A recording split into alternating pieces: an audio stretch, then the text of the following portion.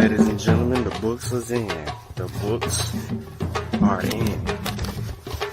Yep. They in.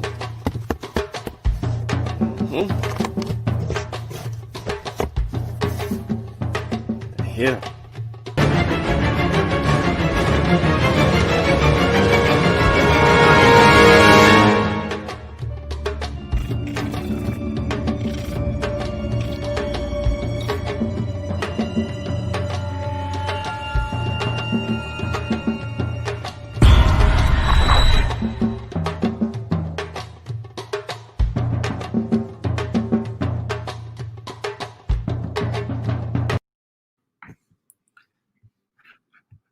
What up, good people? ETM Hotel Rennie Shawn, welcome in peace. My name is Shawn. I'd like to thank everybody for tuning in to Science with Shawn. Kofi just ended the show, and hopefully all of y'all will go back and watch Kofi's show that he just ended. I do see that YouTube notification is kind of delayed, so I am presently sharing a link. Hope everybody's having a beautiful Saturday. All is well in the land of the blacks, Blad El Sudan. And I hope y'all ready for today's bill. This one's gonna be a little bit different. Not too much different than the last previous bills, but I'm gonna start this one off and I'm gonna kind of let a dude run them up. When I say a dude, you're gonna sit here and see, because I'm trying to catch this one before it gets too crazy. Well, actually, it's already gotten too crazy, but we need to deal with what we need to deal with. We need to knock it on out. So again, like the show, share the show, tell a friend, get them in the building, and we're gonna have a good little time right now. We're gonna have a good little time right now. See Kofi back at it, rocking out today. Good show, last show, Kofi. Appreciate it. Before we get going, man, I just told him, letting everybody know about your previous bill you just had. Go watch that, support that, because what we really hadn't got into some of the tribal disputes that still linger on to this day, especially regarding Rwanda. You know what I'm saying? Like I was saying about my buddy Claude, he's a Rwandan activist, and he is entrenched in Rwanda. Since school, man, since we was in grade school, man, that's he's been known for going back and forth to the continent and getting himself involved in the fight and trying to liberate people, kick people out. He's all about harmony and peace and all of that stuff. So his perspective is pretty interesting. Some stuff I agree with him on, some stuff I don't wholeheartedly agree with him on, but I understand because of his perspective what his ambition and his mission is. But before I get it cranking, man, anything you wanna say, because this gonna get interesting. Nah, man. Just peace to the family, man. Please like and share the show, man. Tell a friend, man. Please subscribe if you just tuning in. Please subscribe. Don't just pop in, because we do have people to just pop in and listen, but don't subscribe. Please subscribe to the channel.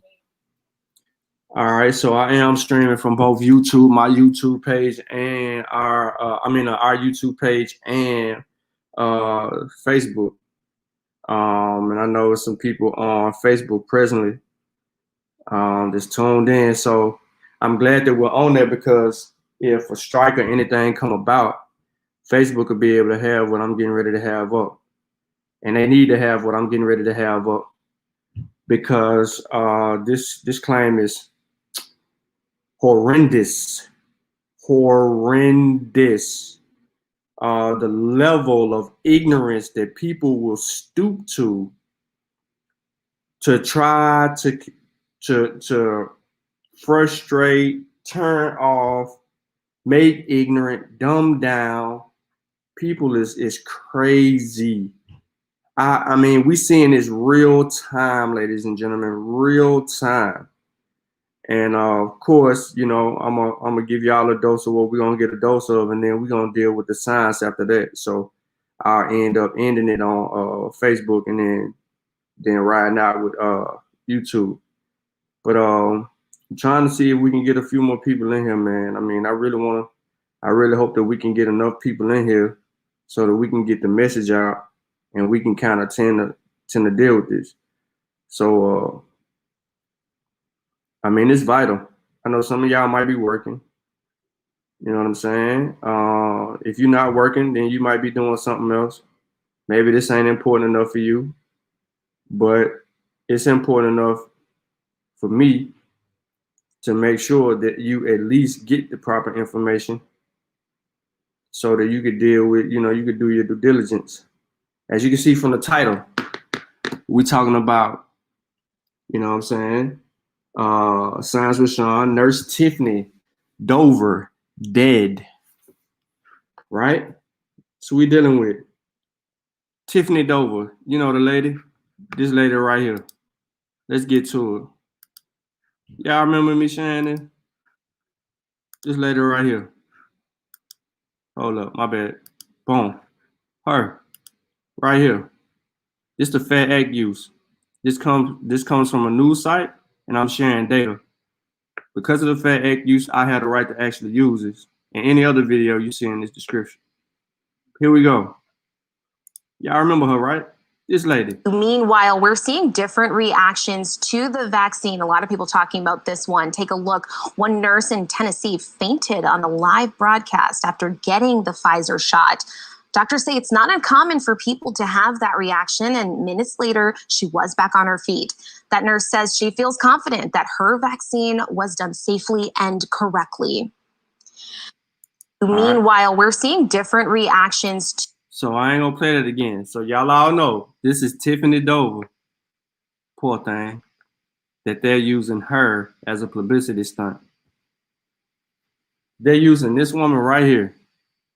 Tennessee, she's a manager. She's the head of the nursing department, right? She filled all the questions. She stand up in front of the media. She do all the things that she needs to do. She has a problem. We dealt with it on previous shows. I have another video regarding it. However, she has now become a poster child for anti-vaxxers. You don't believe me? Let's get to it. So this video here is 16 minutes. I don't know how much of this I'm gonna make it through. I don't know how much of this you're going to be able to make it through. But like the show, share the show, tell a friend, tell a friend. It's serious. This is freaking serious. Alicia Gross, no. But let's see what he says. Probably gonna get taken down. It just is what it is. But it's something that I think needs to be out in the ether. I think it needs to be out there to you. Now, what we're going to be talking about today in this video is Tiffany Dover. In case you don't know who Tiffany Dover is, she's the woman, the nurse, that passed out on live television after taking the vaccine. Now, I'm not saying she's dead. I'm not saying she's not. But what I am telling you is that we have evidence based on death records that say 30-year-old Tiffany Dover, which is her, I can show you video evidence, passed away. Now, he initially opens up and he says, I'm not going to say that she is dead or if she is not dead. What I am going to say is X, Y, and Z. And then he says he has evidence of. All right, don't judge the man because he got his shades on, his headset on, his long beard, you know, a light faded haircut, or his lack of teeth that do not, or the way that he talks. Don't judge the man on that because this video has tons of views and will get more. And he's his setup is all media friendly. You know, he got it down pat. And, you know, he got this sponsored by, which doesn't matter to me, but, you know, here we go. Why aren't they telling us that? I'm JB Gunner. This is JB Gunner TV. I'm gonna go ahead. We talked about this on Morning Coffee. We're gonna talk about it again right now for you guys that didn't see. Let's go.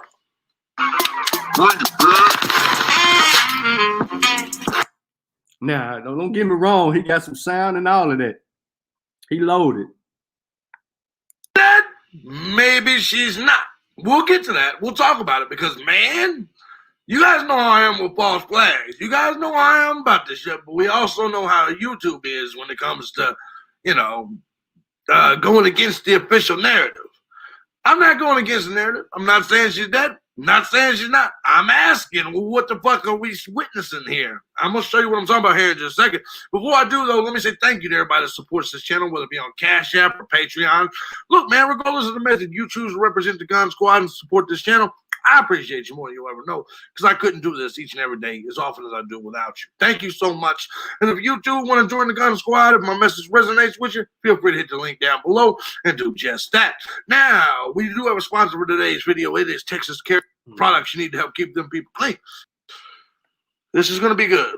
Let's get to the story. Now, let's go ahead and I'm going to show you who exactly it is that I'm talking about because some of you may or may not actually know. The woman's picture that you saw, her name is Tiffany Dover. Who's Tiffany Dover? I'm sure you guys remember this. If you don't, let's take a look. For not taking that's not Tiffany. A nurse is vaccinated, but just minutes later, this happens. I'm sorry. Whoa! Tiffany Dover fainted as she spoke to reporters at a hospital in Chattanooga, Tennessee. But it turns out it wasn't a reaction to the vaccine. Tiffany has a medical condition and faints often. She quickly recovered and spoke to reporters. I have passed out probably 6 times in the past 6 weeks. This is called damage control. Unfortunately, it may not have helped. Let's take a look. It's common for me. It's very common. People should not. So she says, and she went on to later say in an interview, that very interview, that she could pass out due to a thumbnail or to a hangnail. But come on, man. Come on. All right, so we know where this guy's going with this, right? We were already prepared for this when this video rolled out. That's why we actually did an actual show. Does anyone remember? And I know y'all in the chat, you know what I'm saying? And you may not remember it all, but anybody remember what I said she had? I know there's a little delay, but I'm gonna see. I'm gonna give y'all the name. I know Malcolm is in the chat, and he might ruin it for us. Peace, brother Malcolm. Peace Morpheus, Juju, Keish, and Truth Ministries. I think my boy Dallas on the other side, and everybody else Suit Tech. But let's go. Anybody remember? He said if she ain't dead, I'm gonna whoop her when I get back to the chat. All right.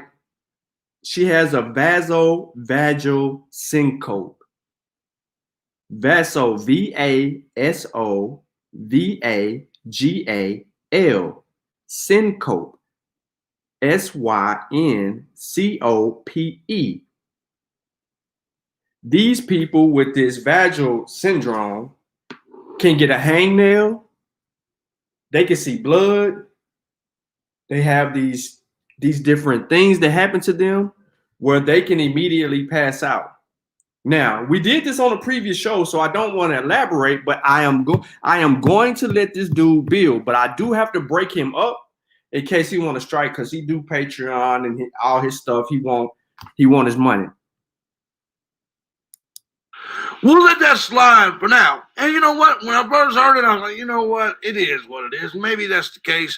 Some people can't handle needles and that kind of shit happens. However, some other things have come to the surface that I think we need to take a look at. I'm going to show you guys. Now, I'm going to pause it one more time. Why the hell is this lady stuff on World Star? Why? Let me go. The video. And this video is going to creep you the fuck out. Trust me when I tell you. Let's go. What you work Now, what you're seeing right there, there's Tiffany Dover. Dover. Tiffan. This is a woman that generally posted on Instagram every 2 or 3 days. She hasn't posted on her Instagram since this happened. Talk to us a little about what just happened after passing on. Okay, so I had a syncopal Pay attention. episode. Now, he's going back over stuff that we've already dealt with. She already said this 2 minutes after feigning. She comes back after feigning on live TV. She comes back and she's talking to the news reporter. What he's not doing is he's not telling you that she immediately continues her interview after the feint.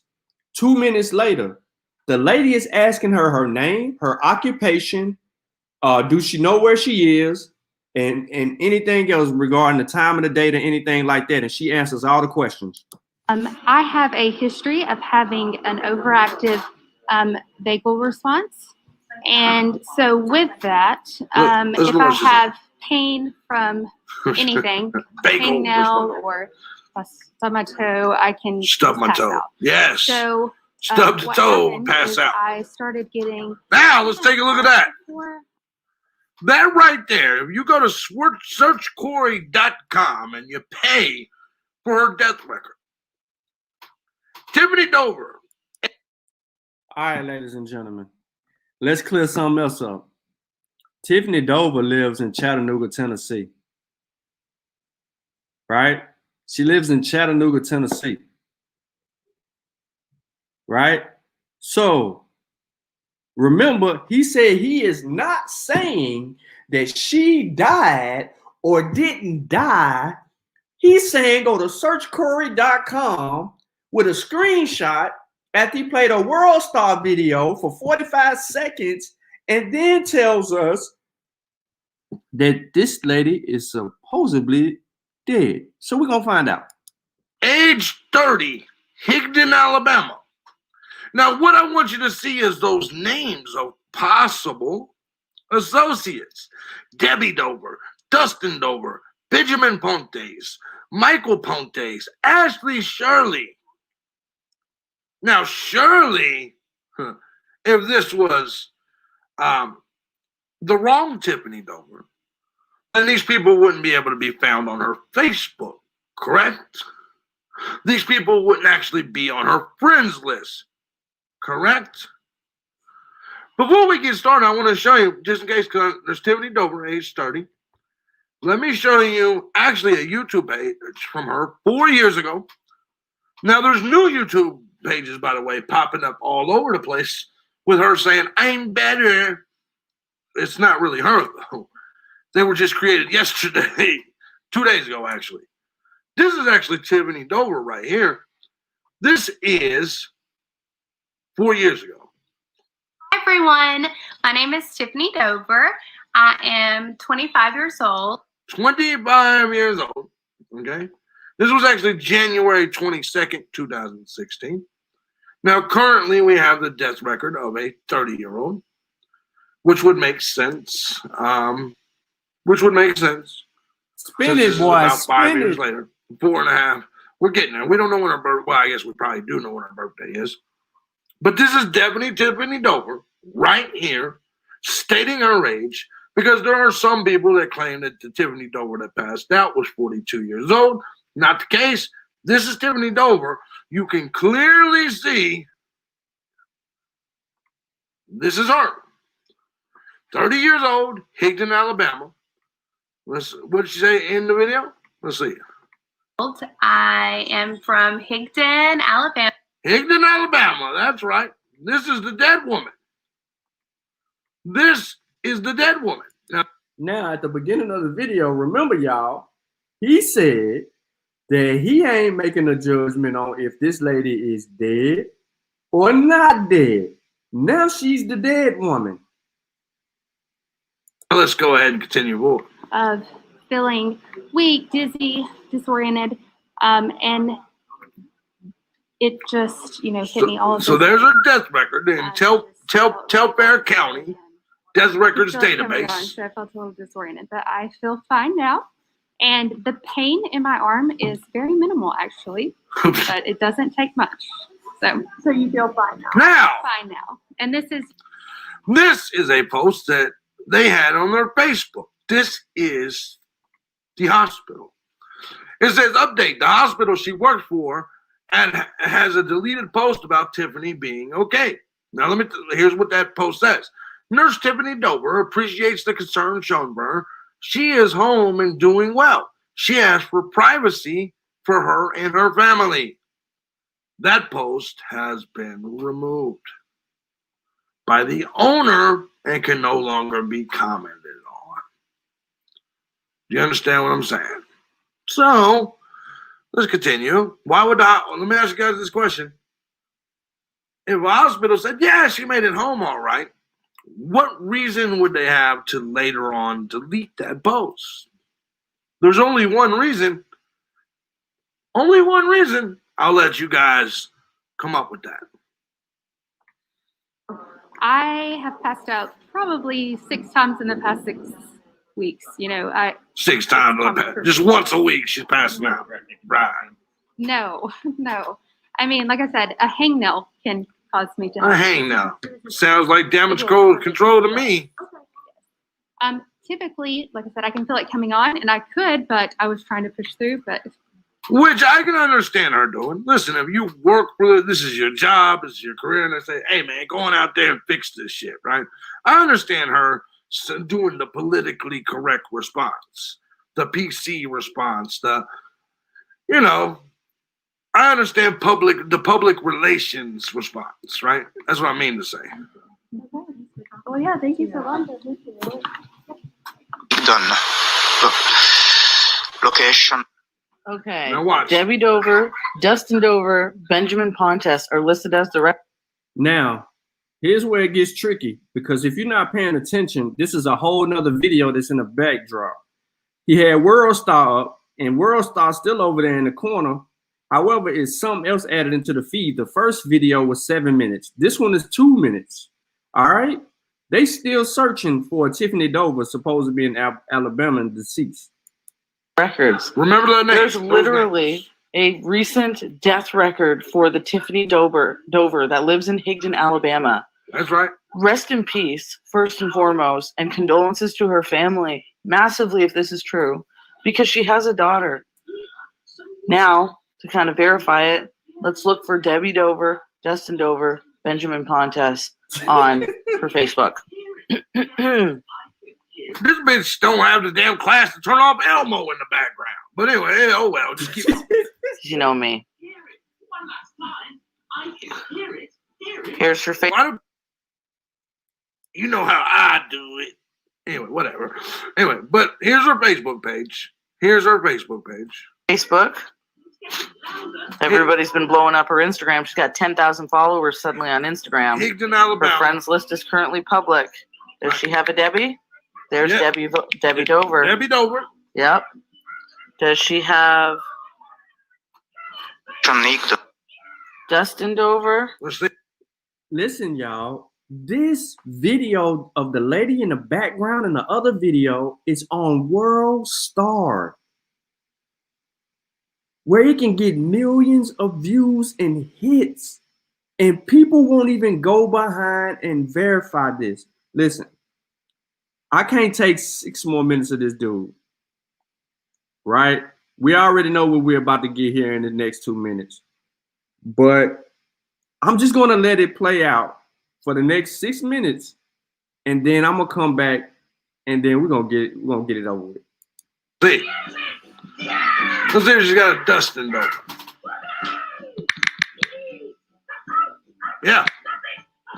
Right there. He's right there. Dustin Dover is on this list. That's right. Holy mackerel. What about the Pontes, whatever. That chick might actually be dead.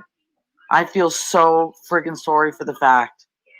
Okay, I'm going to try one more.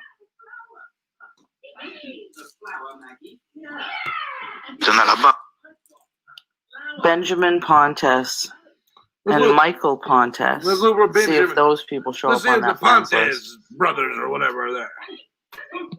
Goddamn the Elmo. Oh my God, there's Benjamin Pontes right there. Wow. Crazy, ain't it? crazy. Did I spell Michael right? The Michael's not on there. Also, bearing in mind that not all the people on this record might be on her Facebook, Right. but 3 of them so far are. Oh my gosh. Look up Ashley Shirley. Mike L. Pontes, Ashley Shirley. Let's see if Ashley's there. We might as well see if Elmo's there too. That motherfucker. Yeah, I spelled it right. Yeah, Michael's Okay, not let's there. try for an Ashley. Ashley. There's Ashley Shirley right there. Bam! Wow. Wow. That gentleman who just did this search results, as we can see, all he has to do is pay for the death records. That's an open source kind of website. That's right. One thing I'm a little bit curious about is the location where this person lives, Higdon, Alabama, versus location where she works, or I guess worked, CHI Memorial. CHI Memorial is in Chattanooga, Tennessee. So you pull up Higdon, Alabama on Google Maps, and you find actually it is a rather short drive to Tennessee. So yeah, Exactly right. And No. Short ride for what, when, who, where, and how. Because she has to go through Higdon to get to 59 and then take 59 into Chattanooga. And then she got to get to the hospital once she gets in there. See, this what y'all don't know. When I was selling cars, right? We used to move around in Alabama a whole lot because we did off-site sales. If you look at the bottom of the screen where it's clear, right off 75, that parallels with 59, Highway 75, you see Henniger. I did a sale over there in Henniger on Sand Mountain. Scottsboro to the left. You know, my boss is from Scottsboro. All this up here, they call it like Sand Mountain. You know, they call it the good old boys area. You know what I'm saying? You gotta be off the mountain. You gotta be out of the area before the sun come down, type of stuff. Cause they real thick against black people over there in the area. Now during the day, they don't interrogate you much, but at night, you don't know who's attacking you, when, where, how. So if you ain't got your strap on you, you know, you could get yourself caught up in some stuff. Now, this brother, listen, this is on World Star. We back to the 7 minute and 41 now. He finna tell us that this is from there to there.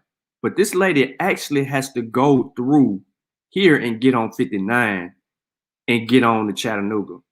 Because if she don't get on 59, it's gonna take her even longer.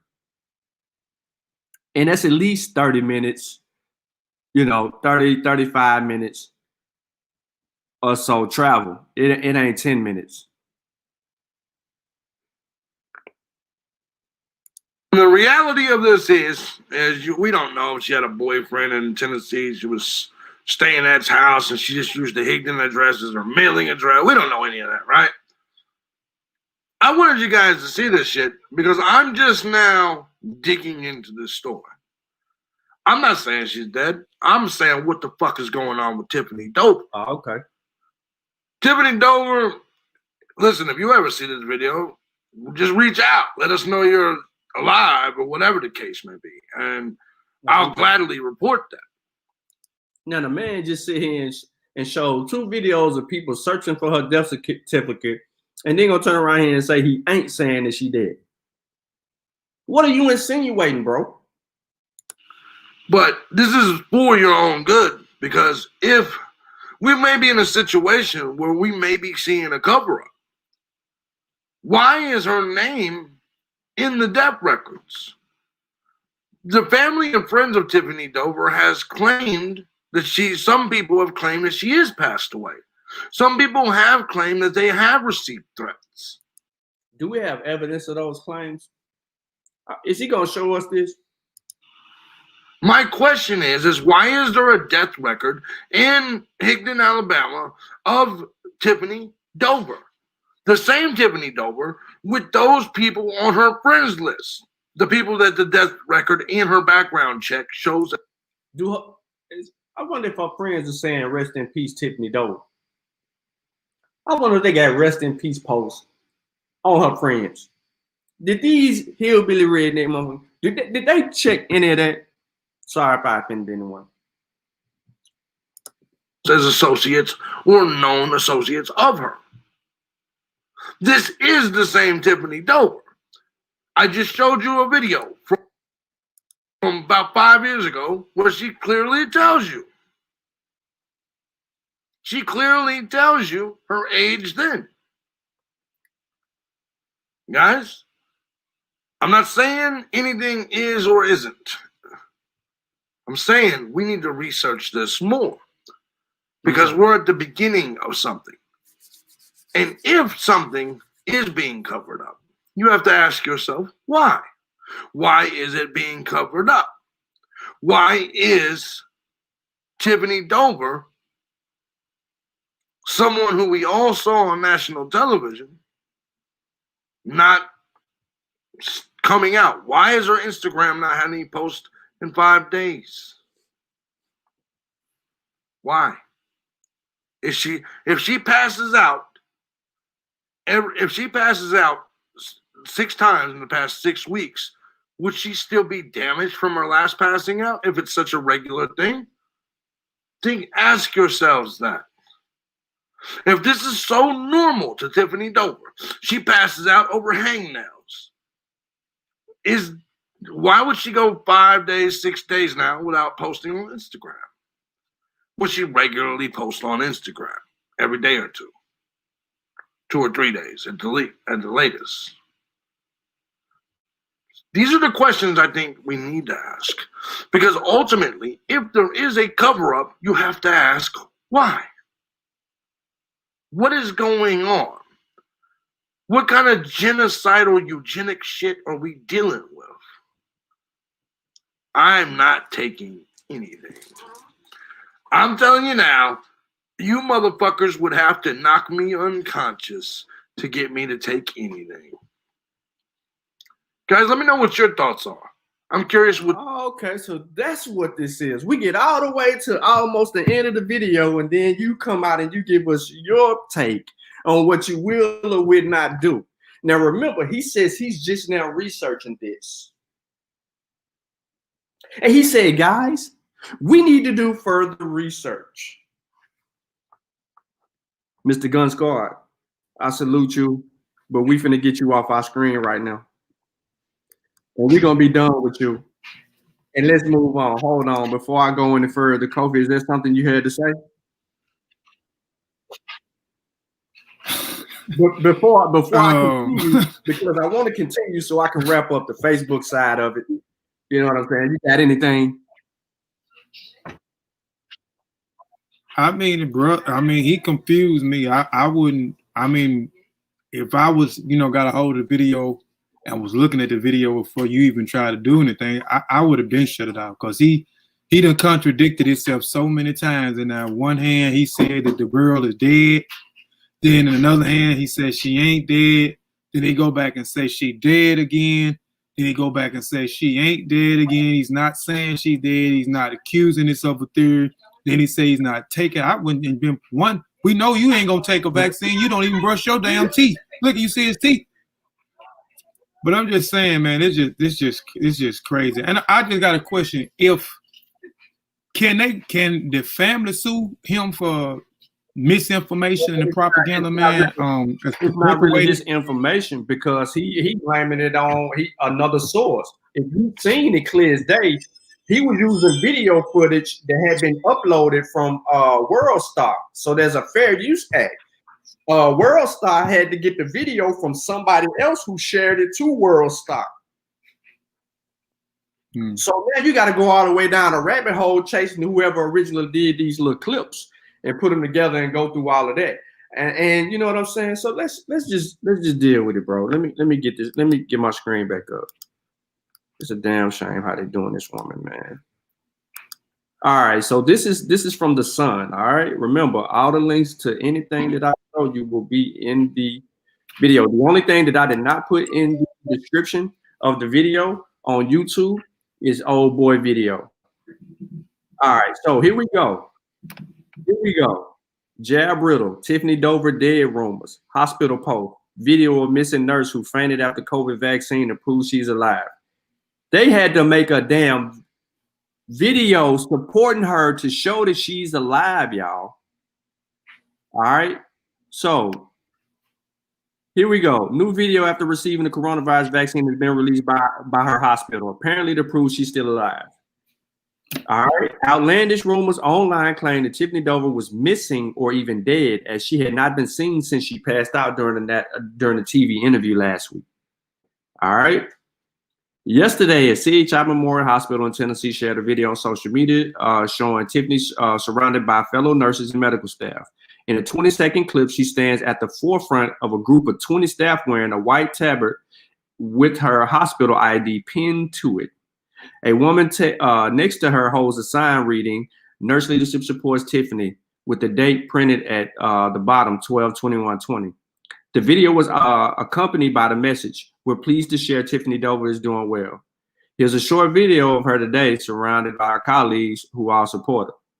Now, colleagues in the video surrounded Dover in support, as others held signs saying the nurse leadership vaccinated together. We got the shot, and we vaccinated against COVID-19. The video released by the hospital is the first appearance she has made since the vaccination. The hospital appears keen to put an end to the online speculation that began after Dover, 30, fainted shortly after receiving the Pfizer vaccine. As she was interviewed by the TV news crew after getting the jab, she suddenly said she felt dizzy and kneeled over. The hospital explained Tiffany often faints when she feels pain, and it was not a reaction to the vaccine. But that did not stop shocking rumors that began to swirl online as conspiracy theories claimed she had disappeared from social media. I don't want to keep reading this, so what I'm going to do is I'm going to just slide this video off. Last week, this guy never...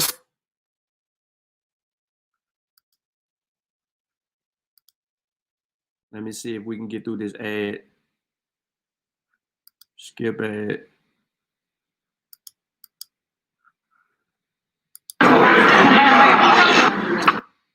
Let me run it back. So she right there laughing and giggling and all that.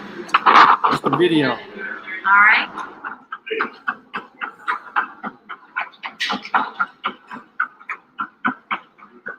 This is a dang shame that these people are having to do this instead of...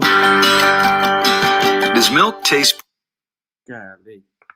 That people are having to do this instead of protecting and serving. So that video circulates on Facebook. Some other claims have surfaced on Facebook, and this video pops up from India Today. This is a fact check video. All right. U.S. nurse who received COVID-19 vaccine shot is not dead.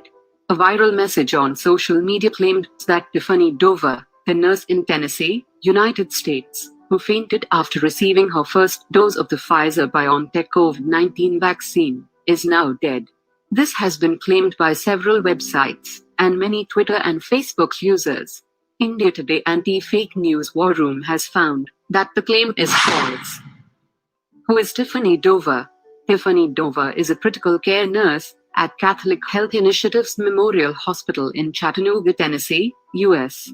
On December 17, 2020, she fainted on live television after receiving a shot of the COVID-19 vaccine developed by Pfizer. But this was not due to the vaccine. Tiffany later clarified on television channels that she has a medical condition wherein she is susceptible to fainting whenever she feels any pain. The hospital she works in released a video to show she's doing well. Hence, the viral claim about Tiffany Dover's death after receiving the COVID-19 vaccine is false.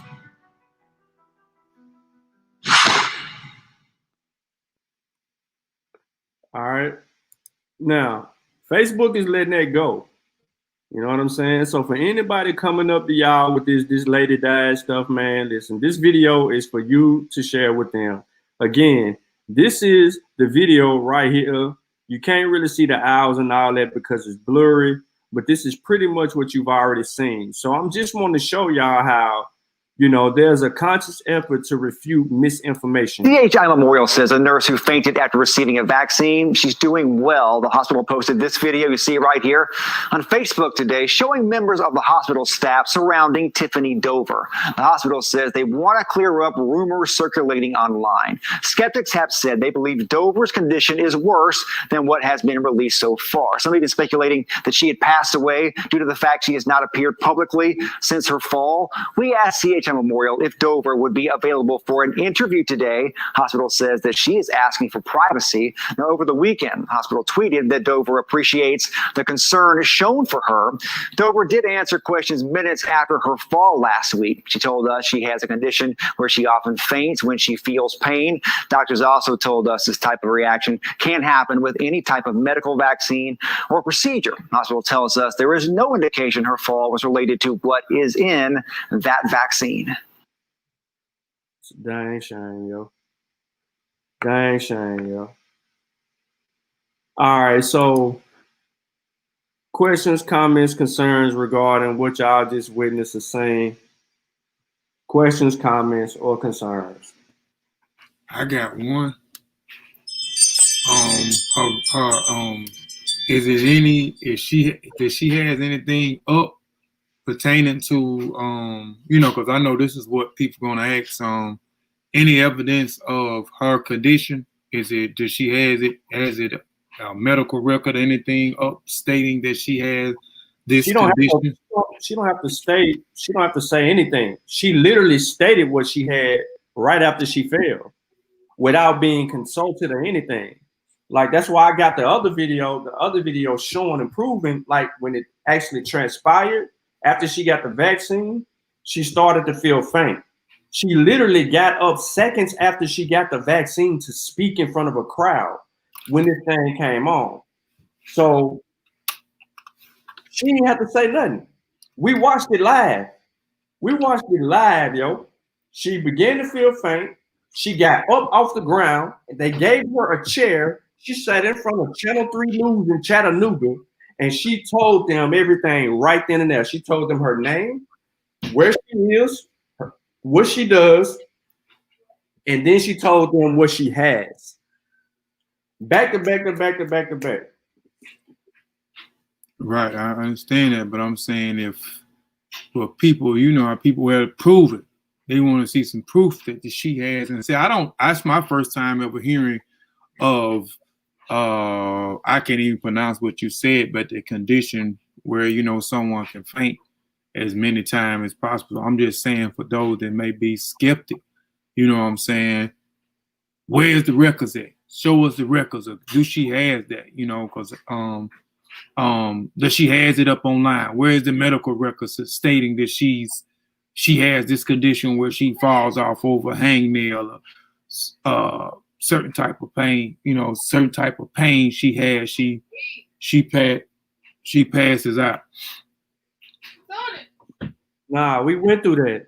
Like I said, if people want more information on that, it's on my Facebook page a few videos ago. Look at last week.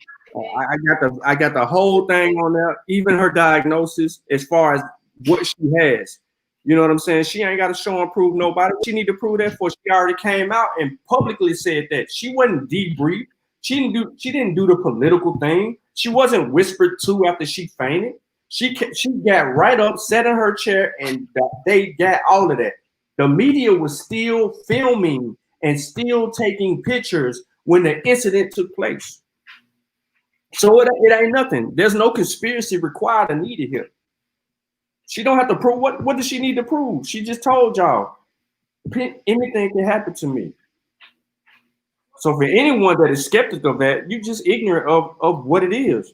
Even when we give you the term to go look up and you don't want to look that term up, then that onus is on you. Well, you know, we got lazy people that's gonna do that, Shawn. I'm just stating what you gotta call the lazy people how we see the lazy people. We did the due diligence for the lazy people. So if they don't want to go look it up, they can press play. If they don't want to press play, then they, you know, hey, You be intellectually dishonest and intellectually ignorant because we are doing everything that we need to do to make these people aware of this. You can't propagate this type of stuff on the level that they're actually doing it. And to have this lady come out a couple of days later just to do a video showing that she's still alive, that's bogus. That's bogus. I don't care what color she looked like. What if there was a sister up there, yo? What if there was a sister up there? She got this black lady up there. Oh, she took the vaccine, she died. Oh, every black person in society will be throwing this stuff up even faster than it already was going around. Listen, if people want to be intellectually lazy, we got to hold them accountable and we got to call them out on that. Well, I understand that you don't want to do your due diligence to fact check and go behind these people and do everything else. You rather spread the lie than tell the truth. Then that's a personal problem. That's a personal problem. And you got to get out of that phase because it's too serious of a situation for us to be playing games. Can we get some likes? Thank you very much. Anyway, so Facebook, man, appreciate you. Thank y'all for tuning in. But we finna get into the meat and potatoes of Science with Shawn. And if you want to join us, you can follow on over to the YouTube page. Go to Monster Warrior Clan, search us out, join the conversation, come learn you something. But hold on, here goes Sutek. What else, Sutek? You got something before I cut the Facebook out? No, he ain't ready yet. All right, Facebook. That's Shimon Hotep to y'all. It's time to go in on the YouTube side.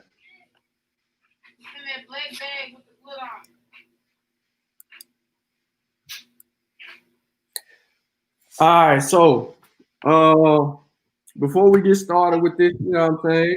Coffee was asking what can we do to kind of shore things up. I just really think that people posting their personal information is crazy. You know what I'm saying? Y'all want people, I bet you won't, but when I ask somebody to post their shot records, they get offended, they get defensive, and they don't want to show that. Why you can't show your shot records? But you want this lady to show something. Right? What's the difference between her showing you that she has this going on, she's been diagnosed with this, versus me asking you for your shot records? What validity does that have, one over the other? It's disingenuous. It's just disingenuous. And that dude, man, he never took the time out to even fact check or do anything. He immediately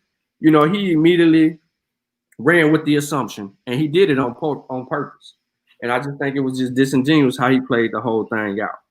How many hits? How many views that guy video got? Last night it was almost 70,000 views. So it could be more than that. I don't know. You know what I'm saying? But the people that the people that are subscribed to his channel or rock with him on certain levels like that, are probably going to be one of the major supporters of that type of stuff anyway, because they all in the backwoods. You know what I'm saying? He redneck down. Like you said, he don't brush his teeth or none of that. So none of his people are going to adhere to anything like that anyway. So, Sutek, you on mute. All right, you ain't on mute now. What's up? Shit, man. Just peace to the family, peace to the chat, peace to all those who view this in the archives, man. Just coming down and see what y'all talking about, man. I seen the crazy dude. I didn't know he said he ain't brush his teeth though. That's crazy. That's my exit out right there. Who ain't brushed their teeth? Whoever this nut job is they listening to. He gone. But nah, I mean it's just real facts. Like he started out the video saying that the lady dead and all. She might be dead. Oh, they got their dead records. Why we got their dead records? Oh, I'm just not doing investigation. Oh, she dead. Oh, she not dead. Oh, well, her post, she ain't made no post in a couple of days. Oh, she's still showing up in you know what I mean? She was doing all of that. All of that just capping. Like you didn't even do no research, bro. How you gonna wish? You know what I mean? He tried to make it seem like he wasn't wishing death on a lady, but how you even gonna associate her with death? What do you? And then at the end of the video, you get to what you really was showing the video for. I don't care what you're saying. I ain't get it. They gonna have to. So I'm a trouble she ain't dead because I heard somebody saying that too.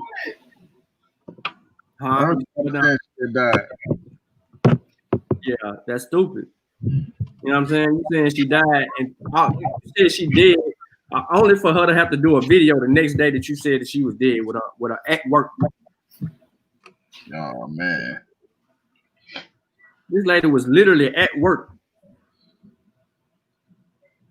That's so that right. makes absolutely no sense, yo.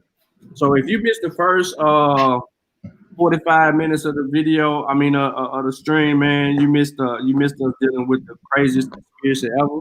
I advise you to go back, rewind, and watch. But we're gonna get into a little lesson today. I'm gonna share my screen, and then I'm gonna get into a couple of things here. All right, first thing first is everybody know that we have two mRNA vaccines that are available to the media. You have Moderna, and you also have Pfizer's vaccines. Both of them show high efficacy rate. So what does this put Astrazeneca, right? Which is the next up. All right, so this article that was published recently, the 26th. Today is that day, the day after Christmas, this morning actually. And it says, the first COVID vaccines were triumphs. What if the next are only okay? So let's go through this real quick and we'll discuss it, and then we're gonna get into our little lesson, you know what I'm saying? Like I said, all the links is gonna be in the description of the video, the merch, the book links, all of that in the description. So the nation's first two coronavirus vaccines smashed scientists and health officials' expectations in roughly 95% efficacy and no major safety concerns. But there aren't enough doses to go around. And if the next vaccines in the pipeline are merely good instead of great, they could be a hard sell to a skeptical public. Vaccine makers Astrazeneca and Johnson & Johnson are poised to release safety and Astrazeneca, man. What'd you say? Says Astrazeneca. And safety and effectiveness data late stage trials are early as January. Federal health officials say, yet there are already signs that AstraZeneca, some people actually pronounce it Zenetica, shot could fall well short of existing vaccines from Moderna and Pfizer. All right, the data released in November showed the AstraZeneca vaccine was just 62% effective at the intended dose. That's not, well, they wanted over 60%, but that's what they're saying. So now we have data. We don't have the full data, but we have data saying that theirs is 62%. Does it make it effective? Less effective than Moderna and Pfizer? This is what I'm saying about comparing and contrasting all the vaccine data against one another, because we have the ability to actually do that. And we need to know how we're communicating this information with our doctors when our time comes to make a decision on if we want to get vaccinated or not. Right? Now, the efficacy is 62. That's still good, but it ain't better than the other two. Scientists and public health experts worry that consumers faced with one option that is markedly different from others could refuse a less effective vaccine, even if that is the only one available to them. Polls show that nearly 40% of the U.S. adults are hesitant to take any COVID vaccine. Anything that reinforces that hesitancy could threaten the country's ability to reach herd immunity and bring the pandemic to an end. All right, so I ain't gonna elaborate too much more on this. I'm just gonna say we need to wait until we get the data. We are waiting on the data from them and Johnson & Johnson, and we deal with it from like that. And we are expected to get them. So we should be getting the data as early as next month. Really, after about a week, it's gonna be next year anyway. So we got about another week. We might get it a little bit earlier, and then we actually can go from there. There's also there's also another company who has efficacy above 60%. But, you know, doctors were looking for efficacy rates above 60%. So don't get caught up on it being a little bit less than others. Okay. Good morning, Shawn P. My entire military unit got the Moderna vaccine. I'm happy to report this was over 100 members and no side effects, outside of soreness and around the injection site. Peace, Inventing Gaming. Peace to you.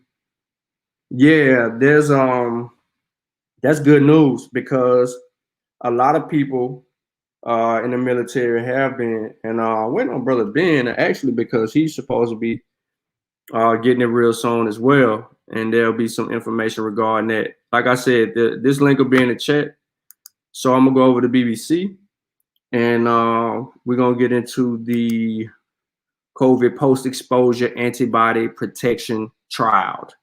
This is important information that was published 22 hours ago, literally.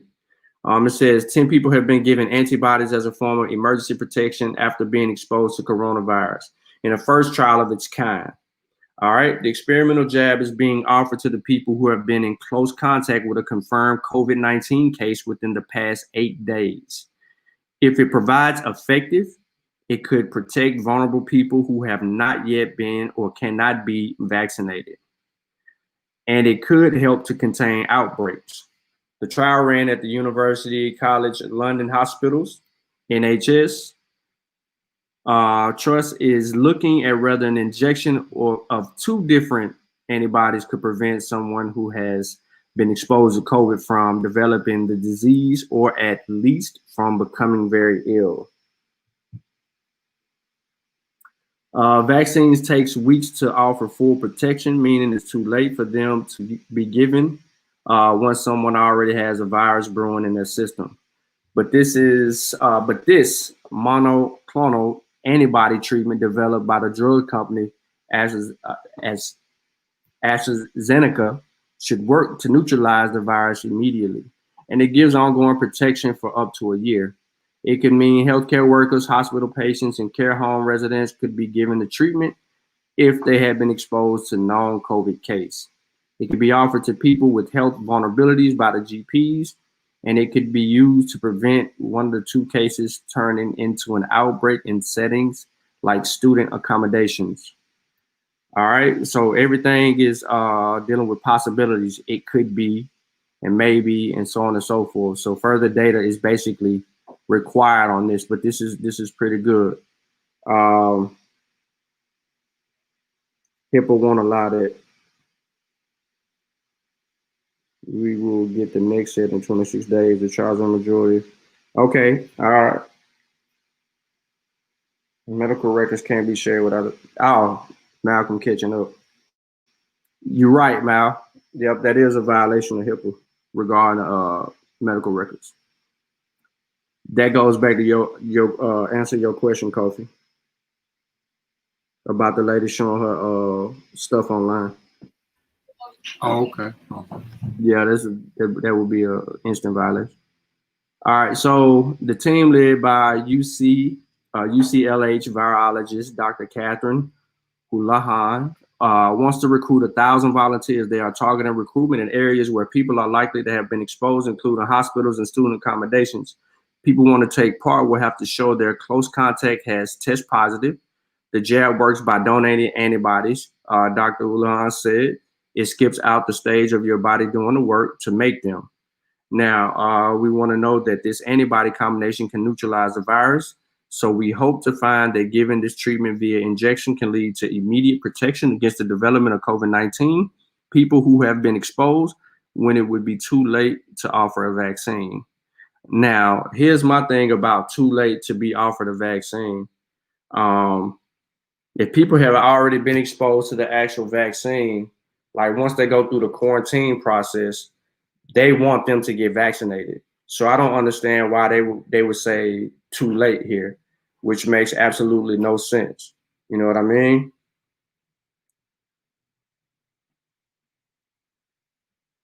But well, let's see. Let's get into that. Let me keep reading, and we'll know the answer to that question.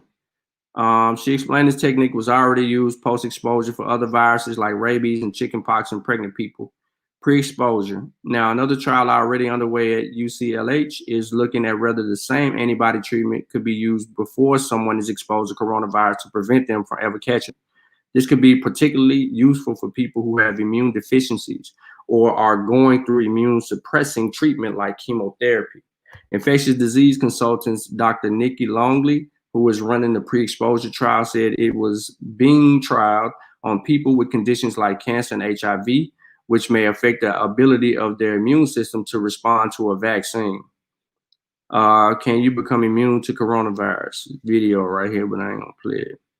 Now, we want to reassure anyone of whom the vaccine may not work that we can offer an alternative which is just as protective, which is cool. It might be as useful to protect vulnerable people as a stopgate before they can be given a vaccine, Dr. Houlihan confirmed. But she said it was not being suggested as an alternative to the vaccine. And it also likely to cost considerably more at hundreds of pounds a dose. All right, along with the UCLH, the antibody treatment will be trialed at multiple sites in the U.S. as well as Wakefield, Manchester, Southampton, and Hull. But only the London site has begun recruiting and jabbing people. Oh, so there go your answer right there, inventing game, recruiting and jabbing. The first results for both arms of the trial using antibodies before and after exposure to COVID are expected in the spring. All right, stay on the lookout for more information on that, which you already know when they do a small trial, they're talking about 1,000 people. That's probably go into a different phase, and then we'll see what comes of that.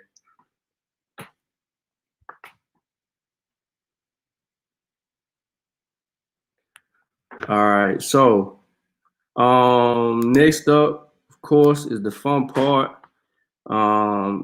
This 24 slides that I have as a PDF is in the description. I think that everybody that's watching the show at this moment should grab these slides. Now, you might not understand everything, but when we get into the build, there's going to be some points where, they're going to hit on some of this information, but there's more data that comes with that. So these slides are in reference to some work done out of this particular article per se, which goes into an explanation of how things are going with the CDC and such. Who is this?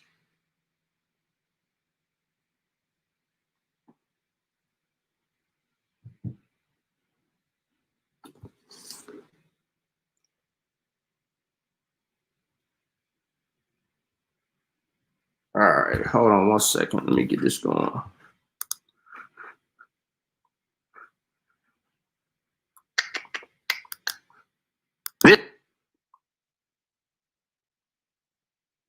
I gotta get the music out of here, so. TV, this is Twiv, This Week in Virology, episode 698, recorded on December 24, 2020. I'm Vincent Racaniello, and you're listening to the podcast all about viruses. Joining me today from New York, Daniel Griffin. Hello, everyone. I should say the vaccinated Daniel Griffin, right? Yes. I feel very excited and privileged for two reasons. One is to get the vaccine, but also the fact that I have had zero side effects. But I want to take that with a bit of humility because, some people, as we know, some people have had fevers, headaches, sure. Soreness, the reactogenicity we talked about. So I count myself lucky on multiple fronts. When did you get it? Yesterday? Yesterday morning, 9:15. And no soreness, no malaise, no fatigue, no pain at the injection site, none of that stuff. Vincent, I went to the pharmacist who gave it to me and I asked, was I in the placebo arm? What happened? How come I don't feel anything? No, just a joke. Well, you sent me a video, and if you don't mind, we'll insert it in right now so people can see it. Does that work for you? Okay, that's great. People can watch. You're wearing your COVID socks. Yes, got my COVID socks. Get that. Those are my COVID socks with COVID toes.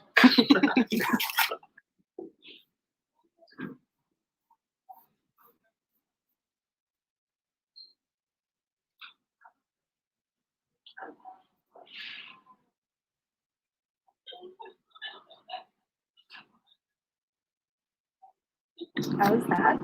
I didn't even feel a thing. Oh, that's good. Maybe more, but we'll still put Band-Aid on. Okay, thank you. All right, so we're gonna have you monitored for about 15 minutes. I'm gonna write your time down. They're gonna monitor you on the other side. And so, Daniel, you have to go back in 2 weeks for a booster, right? So actually, I did the Moderna shot, so it will be 4 weeks. 4 weeks before I return. Excellent. All right, so remember real quick, Pfizer shot is 21 days. Moderna's return shot is 28 days. If you're unfamiliar with that, I'm going to say it again. Pfizer's return date for the booster shot is 21 days. Moderna's booster shot is 28 days. So as you just heard the doc say, he'll have to return in a month. That's when he has to get his. Now, there's also a difference in the temperature kept for each vaccine, with Pfizer having to be more colder than the Moderna vaccine. So there's differences there. So I believe Miles in the chat, he dealing with Moderna. So when he gets his shot, he's also getting a Moderna shot, and he'll also be administering the Moderna shot on first responders in the M-Town. Congratulations, well deserved. And people asked, right? What's going on here? Biden and Pence got Pfizer, you and Fauci got Moderna. It was what they offered me. Just it's whatever you can get. That. Yeah, whatever they offer, I'm good to go. Someone said last night, the way I look at it, whatever beer is put in front of me, I drink that one. That was one of your Irish friends, I take it. Probably, yes. All right. Well, we have a lot to go through today, and I know around the holidays, people are going to be busy, so I don't want to take too much time. So let's go right for it. All right. Start with my quotation. If you judge people, you have no time to love them, and that's a Mother Teresa quote, which I think is hopefully appropriate for this time of year. Now, over the last year, I've quoted Winston Churchill many times, and I'll do that again. But I've also quoted Ursula K. Le Guin, Taylor Swift, Ruth Bader Ginsburg, and now this is actually the second time for Mother Teresa. I always try to pick a quotation that sets the tone for what I'm going to be speaking about. And actually, many years ago, and it is many, when I was working in Kathmandu, Nepal, I was actually invited to work with Mother Teresa. And in my usual, I was much too busy doing other things and missed that opportunity. And she's a complicated woman like many of us. So I just thought that was an appropriate quote for this time of year. So let's go through, and also for what I'm about to say. As far as patient updates, I think people are probably aware that things are not going well in the United States right now. We've had many days now with over 3,000 deaths per day. Some of our hospitals have gotten so busy that you've probably heard word that there's actually triage of medical care, where there's concerns with not enough hospital beds, not enough ICUs. Patients in the hospital are being encouraged, if they don't look like they have a good chance, to be put under hospice care, put on morphine drips, comfort care. This is not good. This is not what we want to see around the holidays. So it is heartbreaking. But there's lots of travel going on right now in the U.S., and lots of people are actually getting together for the holidays. And what I like to point out is that shaming does not actually help. Shaming actually increases bad behavior. So people have made plans, people can get together. So I think our role as physicians is to be helpful. What can we do to help people? And one of the things that I keep reinforcing is frequent testing, right? If someone gets tested, that's not a free pass, but if that test is positive, that person is hopefully not going to go to the Christmas dinner or the New Year's party. Some people go to that New Year's party anyway, so that's something to keep in mind. If people do get sick, we're going to talk about some of these therapies as we go forward. But this is a time to have conversations, talk about what you've learned. If people have had vaccines, a great time to share your experiences over the holidays. If you're going to be communicating or seeing in person ones you love, talk about monoclonal antibodies, other things. I think it's important to have dialogues. We've got to stop, breaking up into camps. So schools, not much here. We're actually on Christmas break here in the U.S. And if we can only speed things up, we can get those teachers vaccinated very soon. We'll talk a little bit about the change in the hierarchy, the phases. Everyone, quote unquote, everyone is now in phase 1, A, B, or C. So we'll talk about that. And the UK variant, right? Just in time for the holidays. And this has been covered quite well. But I thought a story right here would be a Christmas story would be appropriate, a holiday story. I was on a FaceTime call with I'm going to say a friend of mine. It's actually the parents of one of my friends. But I think that I've become friendly with the parents. And we actually have sort of had a connection through the pandemic because it was actually in January when it was my friend Gareth's father actually asked, what does Dan think about this whole virus thing? And we looked back at the text at the time and it was, I think this guy actually may be falling. I think this is going to be a significant issue. So I was talking to him a little bit about what's going on in there in the UK. I see these numbers rising. And he's like, I don't understand it. We're being so careful. When I go to the pubs every night, all the windows are open. When I'm riding on the bus, all the windows are open. When I'm on the train, everyone wears a mask except when they're eating or drinking. I always try to have something to eat or drink because I don't like wearing the mask. And the wife and I, we were planning on going out to Christmas Eve dinner together. But the tables in the crowded restaurant, they were all going to be spaced apart and the windows were going to be open. We were going to wear our jackets. We were going to be very safe. And I said, well, what did you do today? Well, apparently bars has decided to shut down the country again tonight at midnight. So we all ran out to the supermarkets to get all our shopping done. And it was so nice. We got to see everyone. Everyone was out shopping. And so I don't think you need a UK variant to explain what's going on as far as spread in the UK at the moment. Thank you, Daniel, because I have to say, first we had the D614G variant, more transmissible. Now we have the UK variant, supposedly more transmissible, and another UK variant, supposedly more transmissible. This ain't the way viruses work. Something's amiss, and I hope they sort it out. But Vincent, as you heard, they're being so careful. When they crowd in the pubs for their beers, the windows are open. How could the virus spread in such a setting? There you go. Thank you, Daniel. Now, last time I promised I would touch on vitamin D and ivermectin. And I think it's important that I comment on this because I don't. All right, please. If y'all don't do anything else, listen to what he about to say on ivermectin because that came up the other day. I don't know if Unc is listening right now, but I'm about to text Unc because he needs to be listening. And we had to deal this. And Rabon and his whole, well, not really Rabon, but the Nation of Islam and all them other people who were claiming to use vitamin D. So that would be the honorable or the minister, Louis Farrakhan, the minister. Don't let me get that wrong. Minister Farrakhan, and also the honorable minister, and also his understudy, which would be the first Aboriginal Muslim, Ali Muhammad. And let's get it. I don't want to leave a vacuum. Like, why isn't Dr. Griffin talking about these two things? So vitamin D is going to be very straightforward. The last time I spoke about this was October 4th, and we had reached 1 million deaths in the world from COVID at that point. I think I'm echoing what Anthony Fauci has said. Very simply, there's no good reason to be vitamin D deficient, right? And we know that particularly in northern climes in the winter, the incidence of vitamin D deficiency goes up.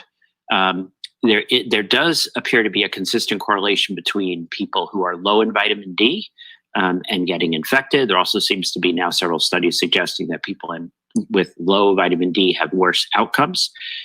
We haven't shown benefit of giving vitamin D once you've ended up in the hospital. So this looks like something you want to be doing ahead of time if it's going to be of benefit. So since this is going to drop after Christmas, there's a rumor that Santa Claus is putting vitamin D in my children's stockings.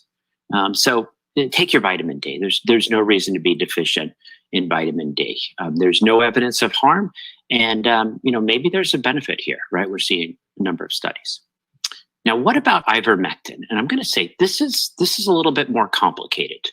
And I get this question quite often because as people who listen to This Week in Parasitism are aware that I'm actually a parasitologist.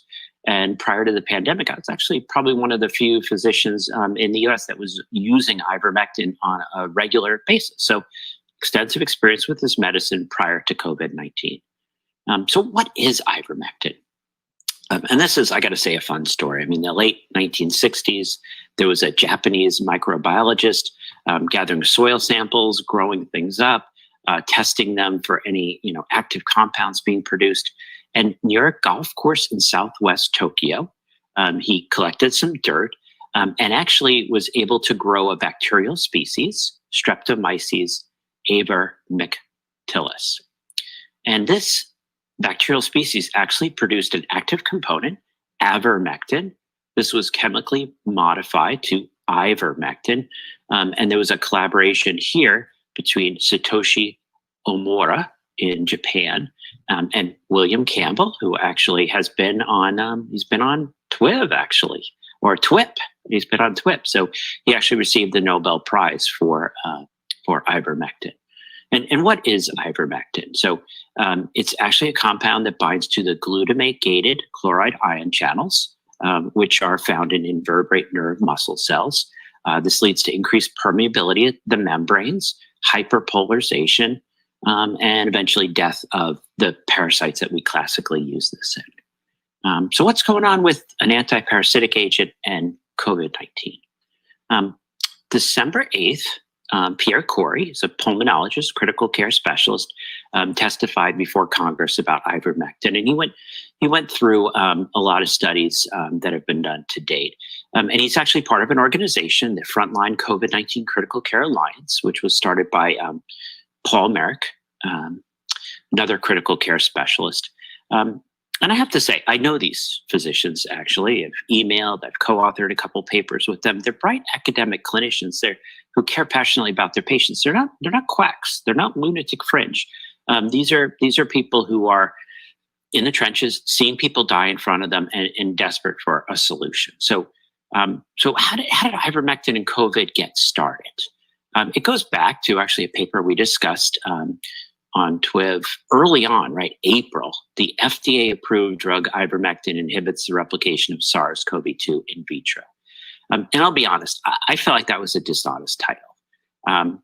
It is FDA-approved, but not for COVID-19, not for inhibiting replication of SARS-CoV-2. So immediately I was flooded with, wow, there's an FDA-approved drug for SARS-CoV-2. I was like, well, yeah, not really. And there were also some concerns about concentrations being used. Could this be actually realized, in a human host, or, something about 10,000 times the amount of, what we normally would do.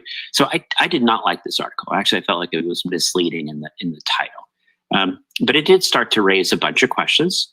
It got people interested in ivermectin.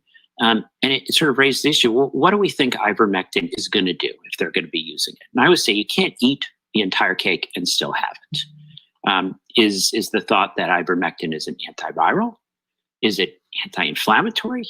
Is it boosting the immune system, right? Because do we want one or the other? Timing would matter. Does it do something entirely different? Are we using this in, I'll say, areas of the world with heavy parasite burden, and we're actually treating parasites, and maybe that might be borne out?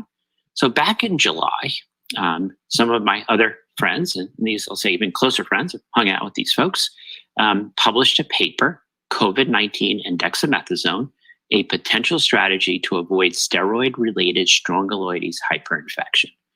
This was published in JAMA. First author was William Stauffer. I actually met him in Thailand up near the Burmese border. I was staying at the Queen's Malaria Station. So he and I hung out there for a few days and swam in the river there. You had to go make sure you knew where the king cobra was before you went in. And also Pat Walker was there. She was the prior president of ASTMH. And we spent about 3 weeks together. And this is back in the summer of 2016 in Thailand, in Cambodia. Went to Angkor Wat. I think she was there when I ran the marathon with the princess. And what they actually were raising this concern, and I think our TWIP listeners will think about this and it will ring some bells.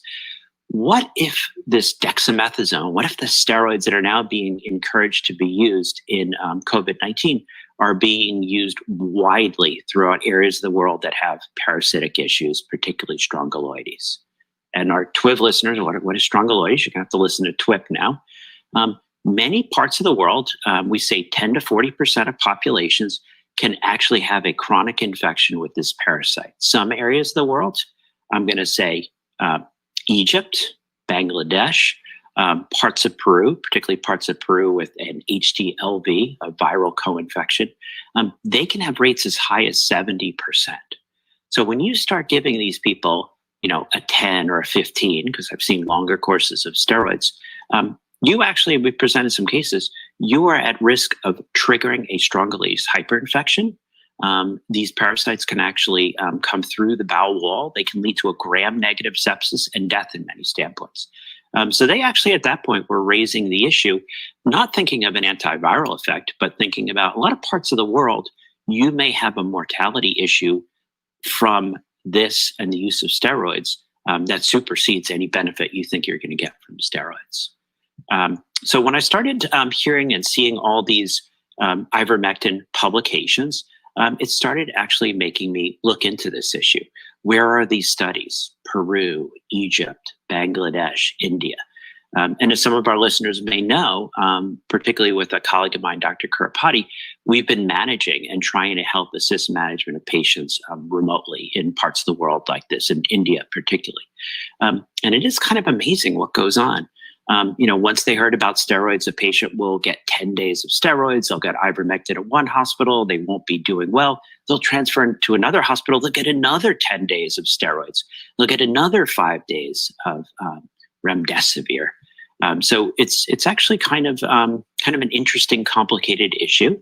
And I know these clinicians are seeing these studies come out of parts of the world, and they're seeing, and actually there are some small randomized control trials, and they're a little difficult to sort out. There's doxycycline still in there. There's azithromycin. Hydroxychloroquine is still being used in these areas. So I think there's potentially an interesting story here. My understanding is there's a few studies that will be coming out in January. So I look forward to getting more information. I don't quite understand what's going on here right now, to be completely honest, which is tough, right? Because having said that, I mentioned in the US, 3,000 people are dying a day. If I had an individual from an area of the world where there was a high incidence of strongyloides and I was starting steroids, I probably would want to check a strongyloides serology. I probably would want to check the stool for larvae. I think it's worth sort of trying to understand what's going on here. But don't run out and grab your veterinary ivermectin. Don't start taking, the medicine that your dog or your cat are supposed to be taking. But I think there's a vacuum here right now. There's clinicians at the bedside. They have patients dying in front of them. They're trying to figure out what to do. And I think it's important that I at least raise this. And as we get more information, I'll return to it. But just to say, ivermectin is a very broad spectrum anti-parasitic. We use it for onchocerciasis. People may know about the river blindness mass drug campaign. We use it for strongyloides, ascariasis. We use it for gnathostomiasis, hookworm, lice, mancinelli, scabies. That's off-label, by the way. Wucheria bancrofti, there's actually some studies showing it can have an effect on malaria. So there's a lot going on here, and I'll be very curious to see what sort of pans out. But just to say, these are not fringe physicians. These are passionate, bright people trying to figure out how to save lives. And I think we need to work together and figure out what to do. Can I ask you just quickly, Yeah, go ahead. Is it likely that we're going to have a double-blind, randomly controlled clinical trial for ivermectin and COVID-19, or is it going to just be compassionate use right off the bat? So it is FDA approved, which means that, if you make a judgment call and want to give this to a patient in the context, you can. There are randomized controlled trials that are going on right now. And actually, there's several of them that are going on here in the US. So we will have data. And I know that sometimes, and we've kind of gone through the different approaches to medicine, I really am swayed by a well-done, randomized controlled, blinded study. I don't think you can just know what works. I think you actually have to do the science. And we're going to be getting those. Vaccines, right? So active vaccines. I saw a very curious, I think it was an anti-vax post. I'm not sure, actually. And it was where a person was saying, you people with your vaccines, instead of a vaccine, couldn't we just expose people to a weakened version of a virus and then let them develop an immune response to it? And, I was thinking, Mitz, and I'm like, don't we call that an attenuated vaccine? Yes, maybe we're just mixing words here. We do. So I thought it was interesting. But, big news since we last talked, I think everyone is aware, EUA for Moderna. I actually got my Moderna here. But what about prioritization? This keeps changing. Who gets the vaccine when? I mean, the first thing that's been in the newspapers, and I think this is upsetting to all of us, is how slow the rollout is going. 10 million doses of vaccines have been distributed. Only 1 million have ended up in arms. That's going to take us at this rate like 6.6 million years. No, 6.6 years to vaccinate the entire US population. The UK, they're doing about 140K a week. So they're basically going to finish vaccinating their country a little bit after the time that they have to start again. So we really got to pick up the pace. One of the challenges is right now we're in phase 1A, where we're trying to do healthcare personnel. And a lot of the healthcare personnel that have started with are what are considered higher priority. So ICU, ER, and they're working in busy hospitals. The vaccines have been sent to those busy hospitals. So it's really a challenge for these facilities to try to vaccinate all their workers and at the same time take care of more COVID patients than they've ever had before, triaging staff and personnel and resources. So I'm hoping we learn from this. Maybe that's not, don't just keep throwing stuff on the top of the hospitals during a pandemic. Let's see if there's other organizations that can jump in and help. But the prioritization changed as of December 20th. So let's get everyone up to speed. Phase 1A, right? We're familiar with. That's long-term care facility residents and staff. That fired up this week, and that looks to be going well. A captive audience, right? So that is going to be, I think, for us in the acute care settings, a game changer. That was what flooded us in the first wave in New York back in April. Half of the deaths were in individuals in the long-term care facility. So if these individuals could be protected and the people that take care of them protected, that's huge. The healthcare personnel, I think that's really important from a morale standpoint. I think a lot of us have learned how to take care of ourselves. So in the UK, they're not doing it the same way. In the UK, they're focused on the older individuals. But we've got the older individuals here in the US right behind this, phase 1B, which is now individuals who are 75 and older, as well as frontline essential workers. And I'm going to go through what is a frontline essential worker. Then we have phase 1C, and that's everyone age 65 to 74, or anyone under 65 but with a high-risk medical problem, and all the other essential workers. What are frontline essential workers? And I'm hoping as I go through this list, people are going to say, I want to sign up and be one of those because now they realize that this is a frontline essential worker, or two, they think if I'm doing this job, I get vaccinated early. So either way, first responders, those are the firefighters, the police. What about the EMTs? The EMTs are actually supposed to be in 1A, so they should be being done sooner. Education, right? These are the teachers, the support staff for our schools, the daycare people. That's right at the top of our frontline essential workers. But we also move into people working in food and agriculture, right? You gotta eat. You move into manufacturing, people work in corrections, the postal service, people who are transit workers, public transit workers, grocery store workers. So that's about 30 million people in the considered frontline essential workers. And then in 1C, you move into the other essential workers, as well as those slightly younger, 65 to 74. And that's going to be more transportation and logistics, more food service, construction, finance, IT and communication. Okay. Actually, we talked about that. I think about our medical practices. If the IT goes down, that's a problem. People working in energy, legal, public safety, wastewater. And then. All right. So I'm going to end it right there because he pretty much just answering questions for the QA part of it. As far as what people are saying related to some things that he got in his email. And basically what he's reading right now is just basically email stuff for the next 20 minutes. Just reading out loud. Again, the link to the remainder of this show is in the description. Anybody want to catch the next 17 minutes of that, you feel free. I do want to appreciate everybody for tuning in today to Science with Shawn. Remember to like the show, share the show.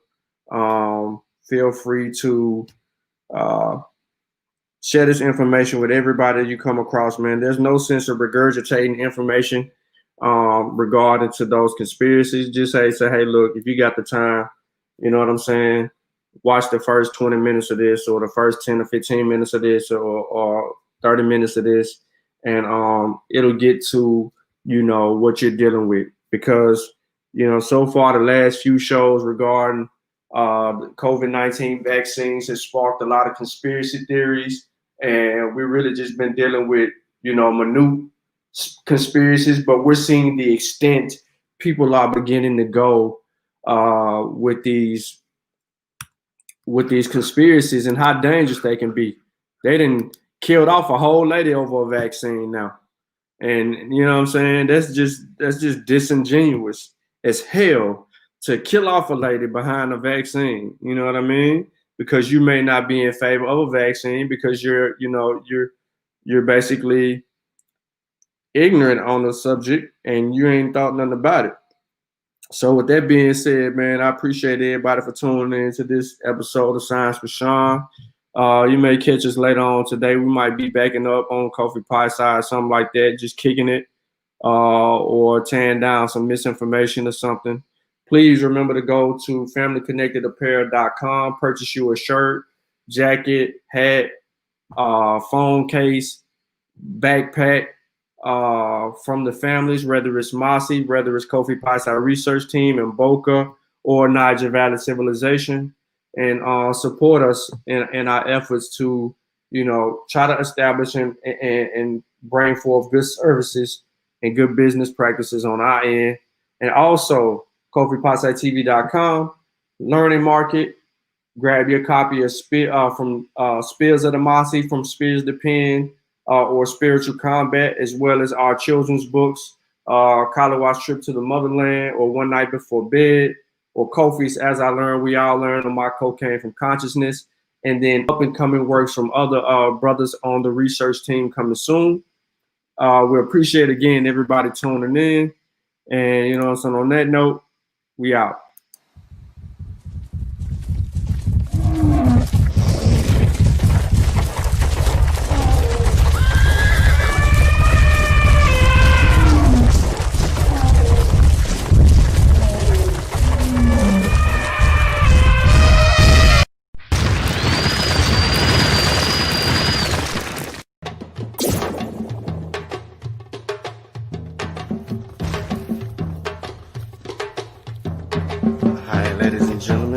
Was in. The books are in. Yep. They in.